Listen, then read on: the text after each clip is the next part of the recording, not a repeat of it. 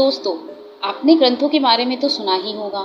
ऐसे ही आज हम एक ग्रंथ के बारे में बात करने जा रहे हैं। इसके पीछे एक छोटी सी घटना है। उस घटना के दौरान हम इस ग्रंथ के बारे में जानेंगे। इस ग्रंथ का नाम है नीलवंती ग्रंथ। नीलवंती ग्रंथ यह एक ऐसा ग्रंथ है जो बहुत ही कम लोगों के पास शायद ही पाया जाता है, या यूं कहें कि ना के समान। कहा जाता है कि इस ग्रंथ को पढ़ने के उपरांत सारे पशु पक्षियों की भाषा समझ में आती है।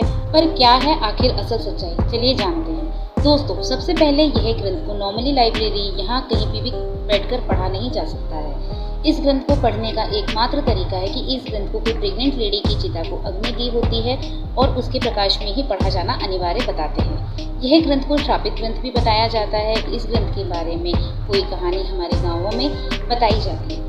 असल में यह ग्रंथ नीलवंती ने खुद लिखा था। उसे लिखने में कई सालों का समय लगा था। आखिर में उन्होंने जाना कि अगर कोई बुरे विचार या आचार वाला व्यक्ति या फिर बुरे इंटेंशन से इसे पढ़े तो वह इस दुनिया को काफ़ी नुकसान पहुंचा सकता है। इस कारण नीलवंती ने खुद ही इस ग्रंथ को श्राप दे दिया।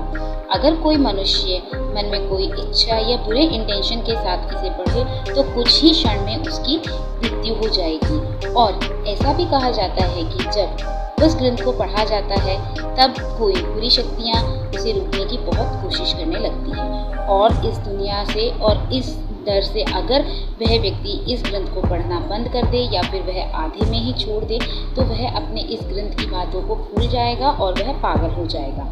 इस ग्रंथ को ब्रिटिश सरकार ने 1935 में बैन किया था। उन्होंने इसका कारण बताया था कि यह ग्रंथ काला जादू करने के लिए इस्तेमाल किया जाता है। कहा जाता है कि स्वामी विवेकानंद ने भी नीलवंती ग्रंथ को पढ़ लिया था, जिसके कारण उनकी मृत्यु हो गई। पर यह बात लोगों के मुख पर ही बताई जाती है और इसका कोई प्रूफ करने जैसा प्रमाण मौजूद नहीं है।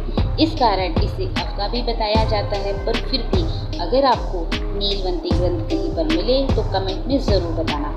और अगर चैनल पर नए हैं तो वीडियो को लाइक, सब्सक्राइब और शेयर भी कर दें।